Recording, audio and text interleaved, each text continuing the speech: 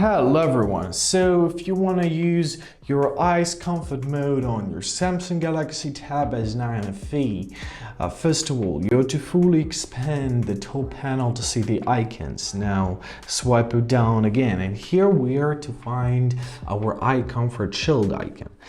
So let's go through it. I cannot find it, to be honestly. Oh, here it is. So to enable it, simply tap on the switch and as you see, our screen has changed already. It became kind of yellowish. So what it does, it blocks the blue lights from your tablet to ease the strain on our eyes. Now, if we will tap again, it will be turned off. However, if we will hold it, we will be prompted to go into Eye Comfort Shield menu. So let's enable it once again by tapping on the switch.